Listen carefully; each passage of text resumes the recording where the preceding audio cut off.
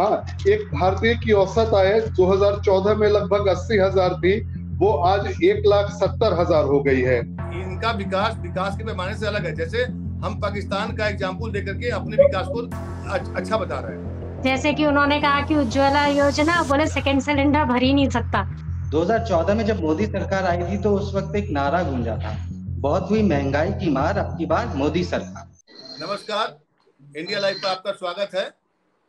आज हम लोग चर्चा करेंगे कि मोदी सरकार के जो 9 साल पूरे हुए हैं उस पर हम लोग चर्चा करेंगे कि क्या 9 साल में सरकार की क्या उपलब्धियां रही और विपक्ष के जो आरोप हैं उन पर क्या कहता है देश और क्या कहता है समाज।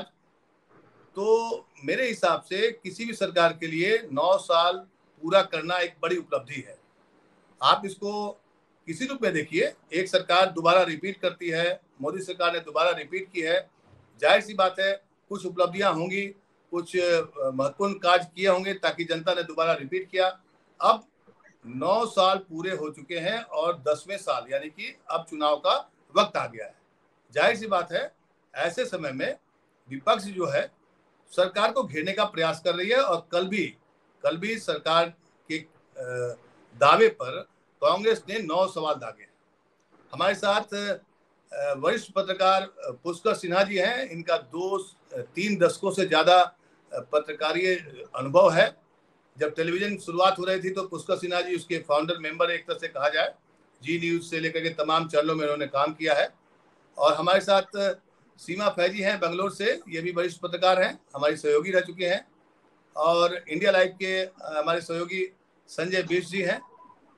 और तमाम सभी लोग का आपका स्वागत है। सरकार के 9 साल पूरे होने पर, क्योंकि सरकार ने तो जश्न मनाया नहीं, तो उन्होंने अपनी कोई खास उपलब्धि बताई भी नहीं। अभी तो संसद भवन का उद्घाटन ही मेन एजेंडा है। तो आप कैसे 9 साल को उनके रिव्यू करते? ये मुझसे पूछ रही हैं? जी हाँ, देखिए, पहली बार 26 मई 2014 को जब सरकार आई तो 282 सांसद थे। उसके बाद 2019 में 303 हो गए। इस बीच 9 साल में अगर हम देखें तो 112 लाख करोड़ जो जीडीपी भारत की, वो बढ़ के 272 यानी लगभग दुगना से ज्यादा हो गई है। हाँ, एक भारतीय की औसत आय 2014 में लगभग 80,000 थी, वो आज 1,70,000 हो गई है। और अभी भी 80 करोड़ ऐसे लोग हैं जिनको कि मुफ्त में अनाज मिल रहा है। तो एक सोशल वाला जो होता है वो भी चल रहा है। हाँ, मुद्रा भंडार जो है विदेशी, वो भी 2.5 गुना बढ़कर करीब 50 लाख करोड़ हो गया है। हाँ, और यह जरूर है कि इस बीच विदेशी कर्ज जो था वो 409 अरब डॉलर से बढ़कर 613 अरब डॉलर यानी करीब 1.5 गुना वो भी बढ़ गया है। ये भी सच्चाई है। और अगर हम देखें, किसी भी क्षेत्र में देखें, शिक्षा में देखें, मेडिकल स्वास्थ्य देखें, मेडिकल की सीटें जो हैं बेतहाशा बढ़ी हैं, कई गुना बढ़ गई है। कई मेडिकल कॉलेज यूपी में ही हर जिले में एक मेडिकल कॉलेज खोलने का ये हो रहा है। हाँ, इस बीच पेट्रोल डीजल इन सब के दाम जरूर बढ़े हैं, थोड़ा मतलब वो एक कष्ट पब्लिक को हुआ है। फिर भी अगर हम पूरी अच्छे तरह से देखें तो मतलब जिस तरह से पुराने जमाने में होता था उसकी तुलना में बहुत ज्यादा नहीं कहेंगे इसको।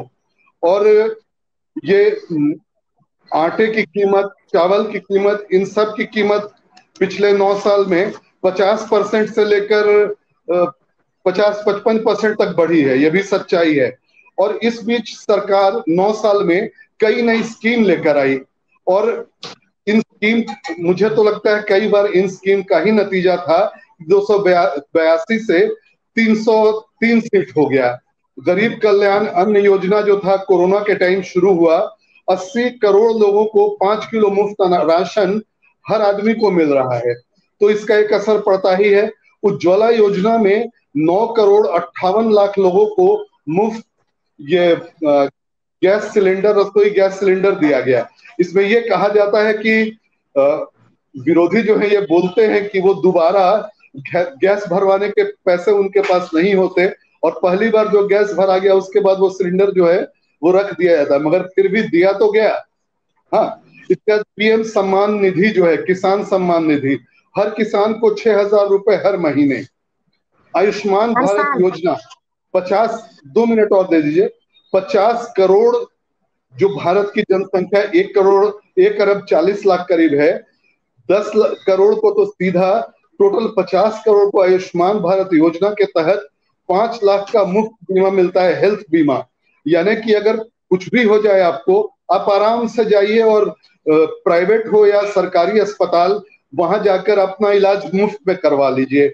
ये है आयुष्मान भारत योजना। प्रधानमंत्री आवास योजना लेकर आए पीएम मोदी, जिसके बारे में कोई नहीं सोचता था। ये जरूर था कि 2022 तक सबको घर मिलना था, जो अभी नहीं हो पाया है। उसमें भी 1 करोड़ 22 लोगों को प्रधानमंत्री जो आवास योजना है उसके तहत वो घर मिल गया है। एक हर घर नल योजना चला रहे हैं, उसके तहत भी कोशिश की जा रही है कि 2030 तक हर घर में नल हो। जो महिलाएं दूर दूर तक जाती हैं, कुएं में पानी भरती हैं और लाती हैं घर पे, और कई बार वो पानी की गुणवत्ता भी है वो पीने लायक नहीं होता, वो भी किया जा रहा है।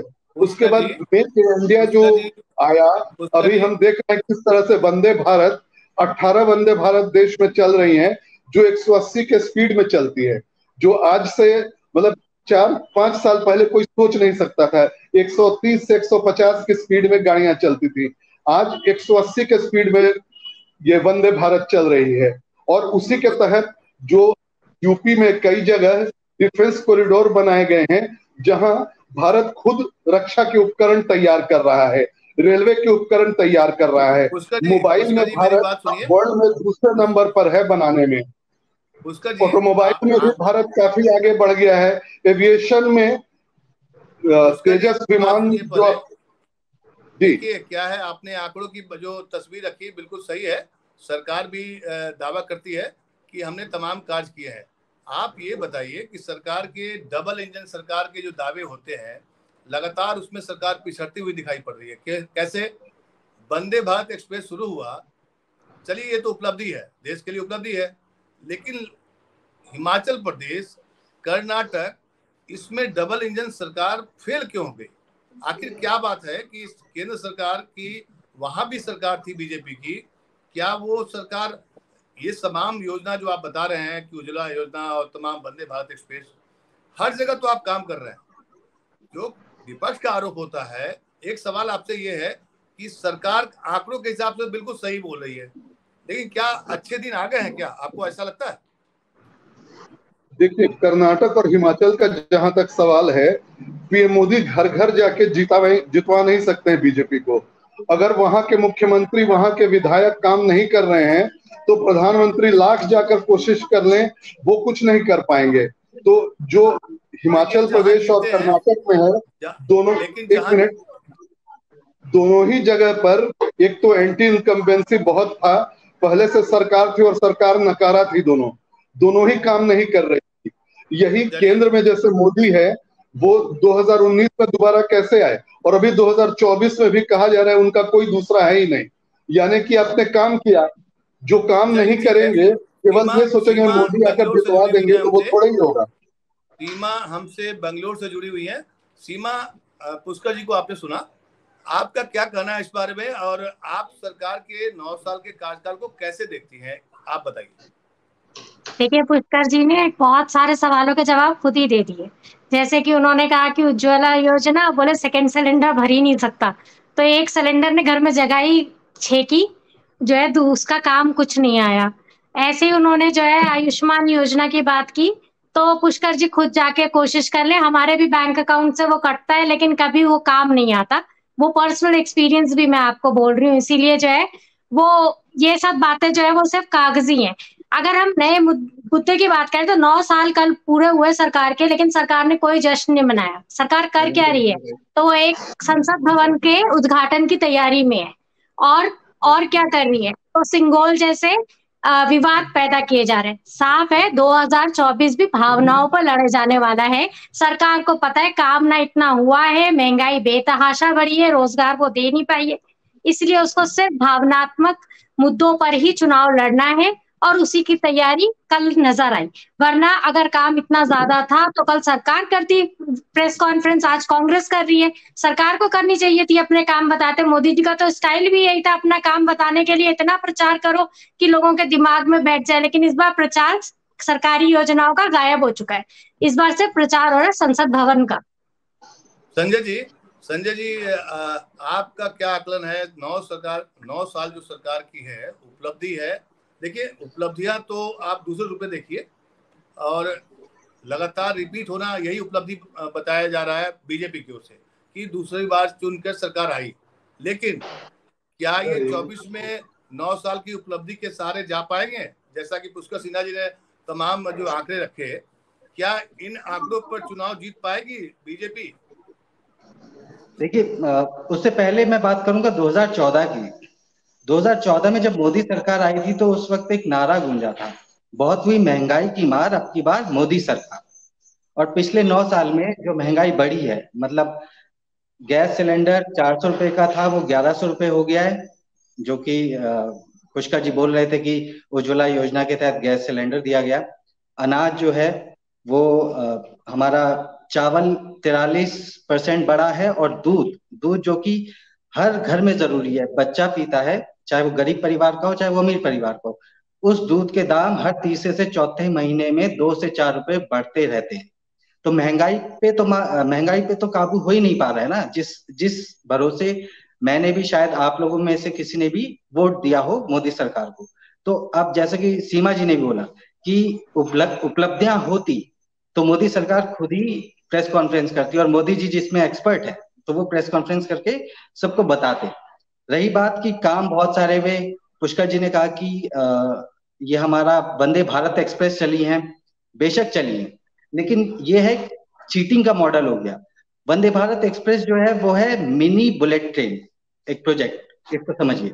और जो बुलेट ट्रेन होती है, जो 150 की स्पीड से दौड़ रही है गाड़ी, उसको आप जो नॉर्मल रेलवे ट्रैक्स है उन पर नहीं चला सकते, यानी कि या तो वो अंडरग्राउंड जाएंगी या फिर वो ओवर द हेड जाएंगी। इसी वजह से अभी पिछले 6 महीने में 3 से 4 एक्सीडेंट हुए बुलेट ट्रेन के, जिसमें देखा गया कि जो क्वालिटी जिससे बुलेट ट्रेन बनी है उसका आगे का जो हिस्सा था, जैसे गाड़ी में हम बोनट बोलते हैं, वो उड़ गया। ठीक है। वहीं अगर इंडियन रेलवेज की बात कर लें तो इंडियन रेलवेज सबसे बेहतरीन धातु से बनाई गई रेलवे है दुनिया में।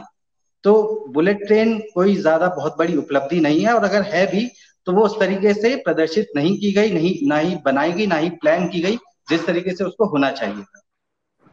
लेकिन मैं पुष्कर जी, मैं एक बात जोड़ूं इसमें, वंदे भारत एक्सप्रेस तो चला दी गई है, अच्छी बात है, लेकिन जो सीनियर सिटीजन का जो उसमें जो रियायत होती थी 2 साल से बंद है, सरकार उसको बंद कर दी है। तो जनहित से जुड़े हुए कुछ मामले ऐसे हैं ना जो कि सीधा जनता पर असर पड़ता है। आप ये बताइए कि 9 साल सरकार की उपलब्धि जो आपने बताया, क्या इन तमाम आंकड़ों को लेकर सरकार जाएगी, या फिर कोई हिंदू कार्ड आएगा, बजरंगबली का जैसे नारा आया कर्नाटक चुनाव में, राम मंदिर का जो मंदिर बन रहा है उसका उद्घाटन होगा, जैसे अभी सेंगोल आया है, राजधर्म का पालन करने की बात कही जा रही है। तो चुनाव जो है कैसे, किन मुद्दों पर लड़ी जाएगी, जो आपने आंकड़े बताया उसके आधार पर, या फिर वो भावनात्मक मुद्दों पर चुनाव लड़ा जाएगा? देखिए, सरकार क्या करेगी ये तो मैं नहीं कह सकता, मैं अंदाजा लगा सकता हूँ। हाँ, ये जितनी भी चीजें हैं पहले किसी ने नहीं सोचा था। जो भी मैं बोल रहा हूँ, उज्ज्वला योजना, ये सब ठीक है, कुछ लोग सिलेंडर नहीं दोबारा खरीद पाए, मगर ऐसे भी परिवार हैं जो कि खरीद रहे हैं, ऐसा नहीं है कि बिल्कुल नहीं। और वंदे भारत का जहां बोल रहे थे, वो अगर कोई 180 के स्पीड में ट्रेन जा रही है, उसको हल्का कुछ टच भी होगा तो असर तो पड़ेगा, फिर भी जो असर था वो कम था। अब गाय बीच में ट्रैक पर आ जाएगी तो वो टकराएगी तो कुछ तो क्षति होगी ही, फिर भी कोई मरा नहीं, ट्रेन पटरी से उतरी नहीं, कुछ खास मतलब नहीं हुआ। तो अभी जो है ये जो विकास के जितने काम हैं ये सब, इसके साथ ही जो अभी कल संसद का उद्घाटन होगा, रविवार को जो नए संसद का उद्घाटन होगा, जो सिंगोल की बात हो रही है, हल्का सा मुझे कहीं ना कहीं ये लग रहा है कि ये सॉफ्ट हिंदुत्व की बात है इसमें।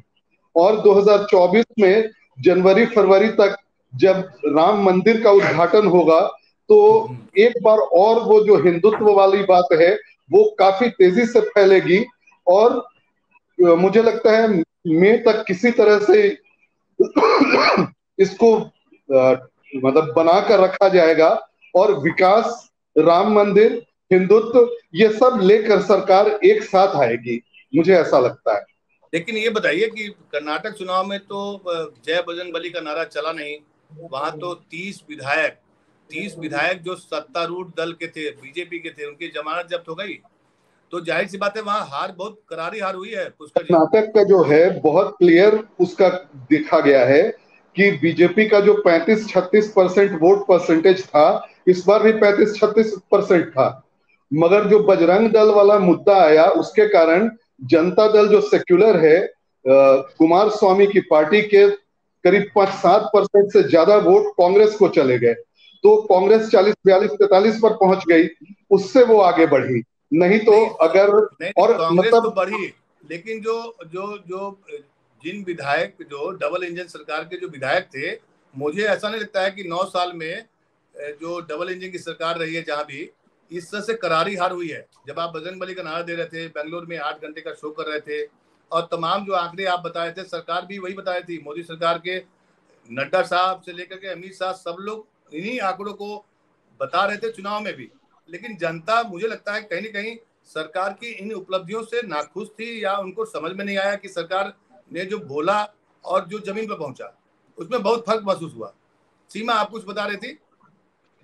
देखिए, जो कह रहे हैं कि विकास इस बार मुद्दा नहीं बनाएगी बीजेपी किसी भी हालत में। विकास का जो पूरा बुलबुला था वो फूट चुका है। मोदी जी ने जो वादा किया था अच्छे दिन का, वो 9 साल में क्लियर हो गया कि वो अभी नहीं आएंगे, आगे और 10 साल भी देंगे तो भी नहीं आएंगे। इसलिए विकास कोई मुद्दा नहीं होने वाला है। मुद्दा यही होगा, विदेशों में डंका, अयोध्या और हिंदुत्व, इसके सिवा कुछ नहीं होने वाला। लेकिन हिंदुत्व का जो मुद्दा इस बार कोशिश की जाएगी, उस पे महंगाई, कांग्रेस ने कल बिल्कुल साफ कर दिया है कि वो किस पे लड़ेगी चुनाव। उसने जातीय जनगणना की बात की है, उसने महंगाई की बात की है, उसने रोजगार की बात की है, उसने कहा है कि आप सोशल जस्टिस की बात की है कि आप क्यों नहीं बोलते ऐसे मुद्दों पर जहां पे अल्पसंख्यकों पे, जहां पे दलितों पे, जो खास तौर पे जो राष्ट्रपति मुर्मू को लेकर जो सवाल उठा है, उसमें उसने साफ कर दिया कि उसका एजेंडा क्या है। वो नहीं चाहेगी इस बार हिंदुत्व पर। और ये क्लियर हो गया है कि राहुल गांधी जो पिछली बार गलती किए थे कि हिंदुत्व, सॉफ्ट हिंदुत्व के रास्ते चल पड़े थे, वो इस बार उसको जो है इतना वो नहीं देगी, और विकास पे, कांग्रेस विकास पे टिकी रहेगी, जो कि मुश्किल पैदा करेगा जरूर मोदी जी के लिए, क्योंकि इस बार विकास को वो हाथ नहीं लगा सकते। विकास उनके हाथ से निकल गया है। विकास उनके हाथ से निकल गया। संजय जी, आप कुछ बता रहे थे। 2019 का इलेक्शन याद होगा, उससे ठीक पहले एक बालाकोट स्ट्राइक हुई थी, जब पूरे सोशल मीडिया, अखबार, सब जगह एक एक आदमी, बच्चा बोलता था कि हम घर में घुस के मारेंगे, राइट। तो उस टाइम पे, ये इलेक्शन से ठीक पहले की बात है, और इलेक्शन हुआ, पाकिस्तान में घुस के मारा था, बेशक मारा था, हमारा जवान हमने वापस लिया और पाकिस्तान को करारी शिकस्त दी, और ये एक बड़ा एजेंडा बन गया था। ये अगर भुनाया नहीं भी जाता तो भी ये ऑटोमेटिक चलता। लेकिन मुझे एक सवाल अभी भी मेरे दिमाग में कौनता है, और सभी लोगों के दिमाग में कौनता होगा, कि उससे पहले जो पुलवामा अटैक हुआ था, जबकि श्रीनगर में गाड़ी घुस जाती है 300 किलो आरडीएक्स लेकर, वो गाड़ी कहाँ से आ गई बॉर्डर पार से, और 300 आरडीएक्स, जबकि जम्मू कश्मीर जैसे राज्य में जहाँ पे हर 3 से 4 किलोमीटर पे चेक पोस्ट और पुलिस चेकिंग करती है। तो यहाँ पर आने वाले समय में जो मुद्दे होंगे, वो गरीबी को मोदी जी नहीं उठाएंगे, विकास नहीं उठाएंगे, ऐसा ही कोई एक बड़ा होगा। हो सकता है पाकिस्तान में या पीओके पर कार्रवाई करने की बात हो जाए ठीक इलेक्शन से पहले, कि जी हम पीओके छुड़वाने वाले, आजाद हो जाएगा पीओके चंद दिनों में। किसी जनरल का या मेजर का मैसेज आ जाएगा, ट्वीट आ जाएगा, कहीं से लीक हो जाएगा कि बस आदेश आने की देरी है, और यहाँ आदेश आया, वहां पीओके हमने कब्जा है। क्या लगता है आपको? पुष्कर जी, मैं आपसे सीधा सवाल कर रहा हूं कि जो मुद्दे बताए जा रहे हैं संजय जी और सीमा की तरफ से, क्या बीजेपी उन्हीं उपलब्धियों को लेकर आगे बढ़ेगी? मुझे नहीं लगता है, क्योंकि ये लोग बोल रहे हैं कि विकास नहीं हुआ है, विकास 100% हुआ है। ऐसे ही इंडिया 5 ट्रिलियन इकोनॉमी की ओर नहीं बढ़ रहा, और मतलब कई ब्रिटेन और कई को पीछे।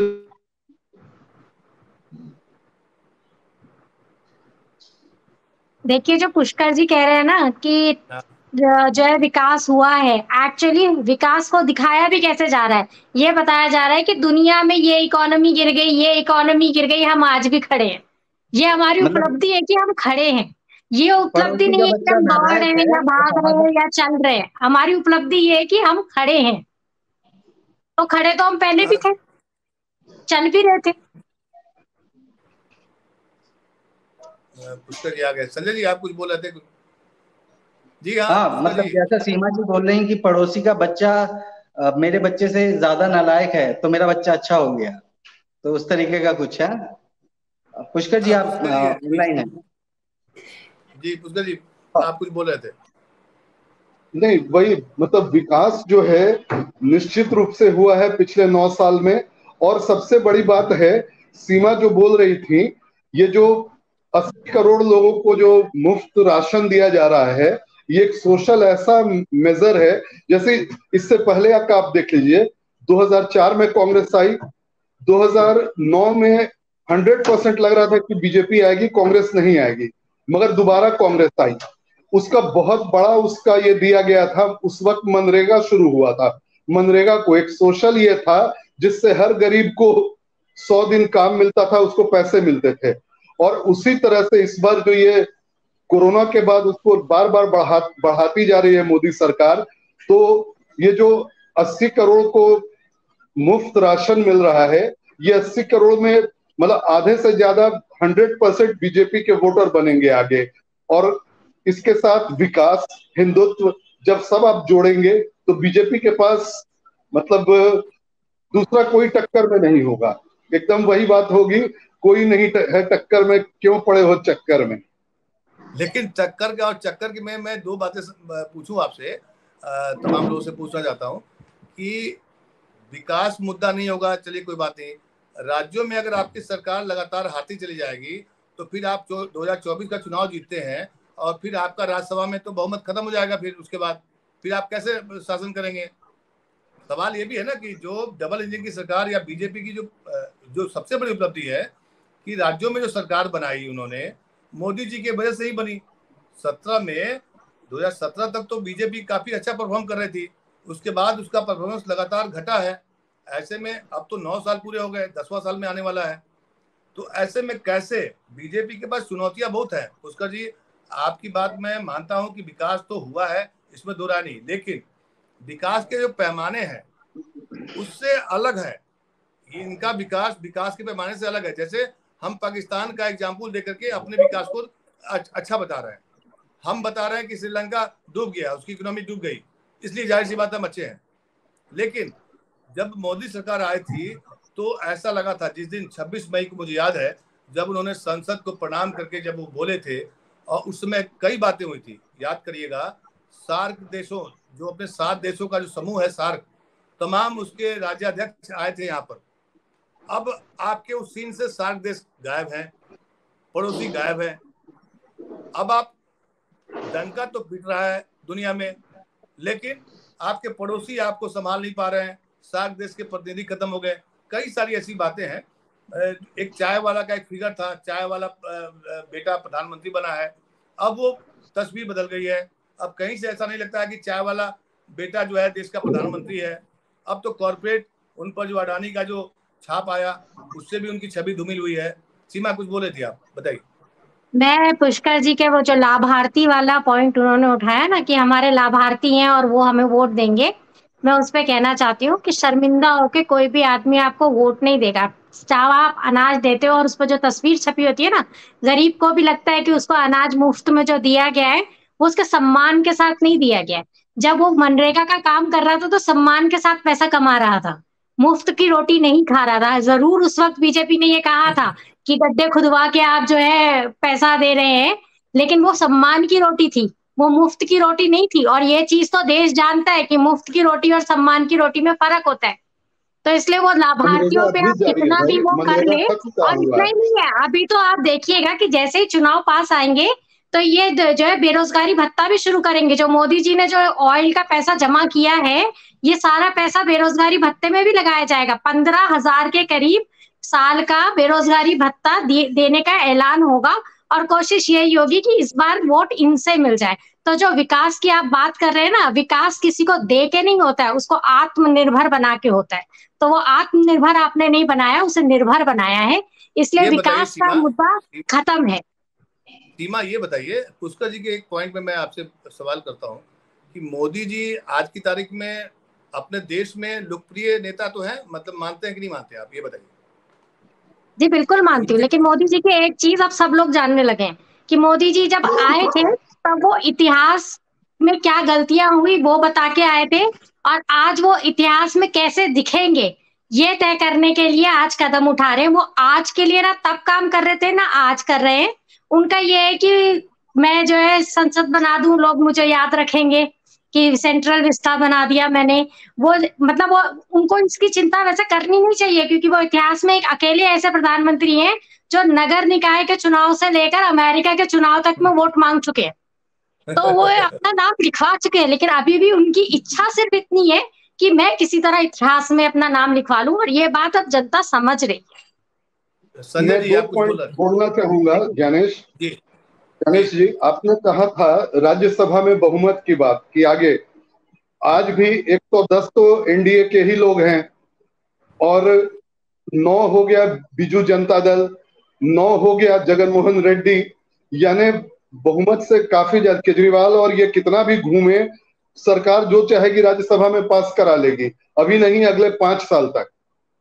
और अभी जो स्थिति है, हम लोग 2024 की बात कर रहे हैं, 2024 तक आप जान लीजिए यूरोप जो है, यूरोप तक कंगाल हो चुका होगा जो स्थिति होगी। अभी कल परसों आपने पढ़ा होगा कि जर्मनी में मंदी आ चुकी है, जो विकास दर था 0.3% पे गिर गया है। तो अभी जो उधर जो युद्ध चल रहा है यूक्रेन और रूस, उसकी यूरोप की ऐसी स्थिति होगी, और अमेरिका में भी संकट आ चुका है।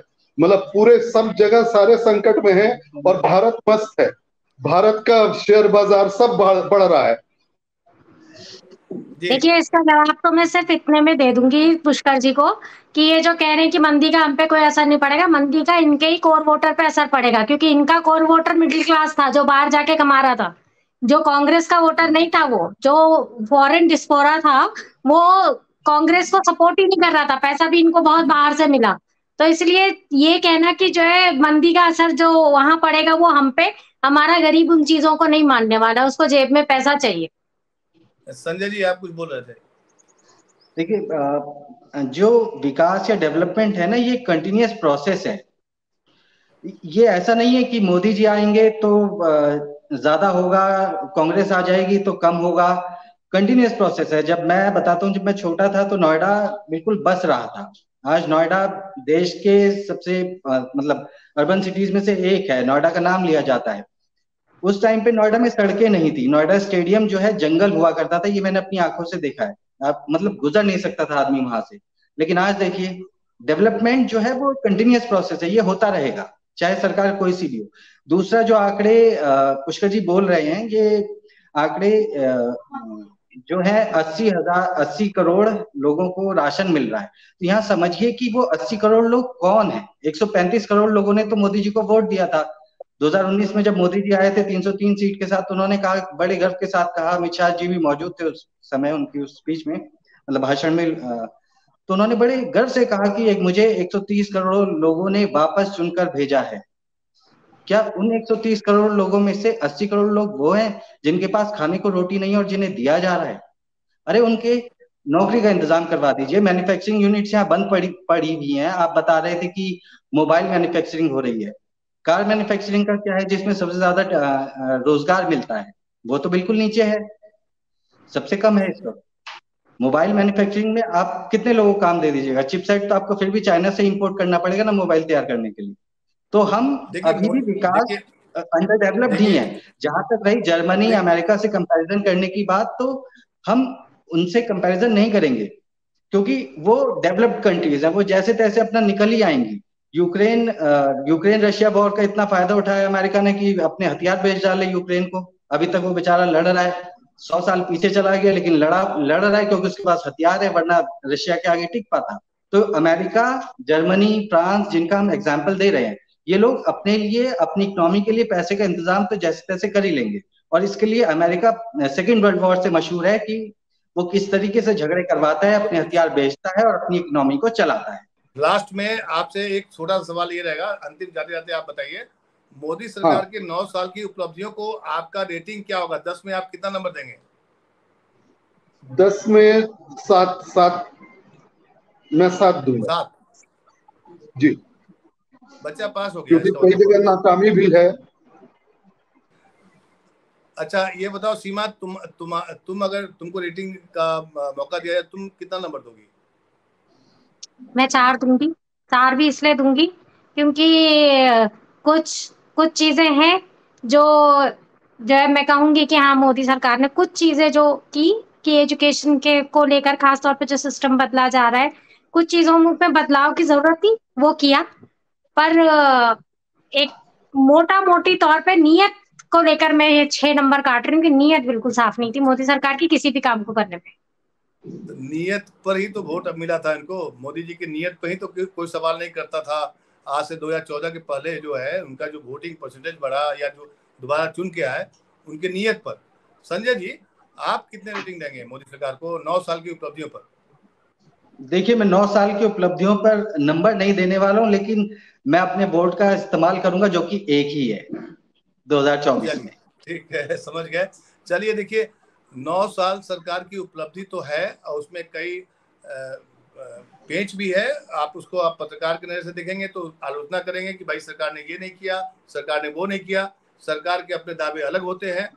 कई सारी योजनाएं, जैसे सीमा ने भी कहा कि हाँ चलिए एजुकेशन सिस्टम में बदलाव किया जा रहा है, स्वच्छता मिशन उन्होंने बहुत अच्छा शुरुआत की थी, बहुत सारे। लेकिन सुरक्षा के मामलों में, बेरोजगारी के मामले में कई ऐसे मुद्दे हैं जहां पर विपक्ष लगातार हमलावर हो रही है। और मुझे पहली बार ऐसा देखने को मिला कि मोदी सरकार के 9 साल की उपलब्धियों के दिन कांग्रेस 9 सवाल लेकर खड़ी हो गई और बीजेपी पीछे हुई। आप सभी मेहमानों का धन्यवाद। पुष्कर जी, आप जुड़े, मुझे उम्मीद है आपके जो आंकड़े हैं बिल्कुल अच्छे लगे मुझे। बतौर पत्रकार आप चूंकि सीनियर पत्रकार हैं, आपका खासा अनुभव रहा है पत्रकारिता जीवन में। मुझे उम्मीद है कि आगे भी हम लोग डिस्कस करेंगे इन मुद्दों पर, मोदी सरकार की उपलब्धियों पर या समसामयिक विषयों पर। जैसे अभी संसद भवन का उद्घाटन होगा, कल होगा, परसों हम लोग बैठेंगे, इस पर भी चर्चा करेंगे कि क्या उपलब्धि पाए हम लोग। बहुत बहुत धन्यवाद आप सबका।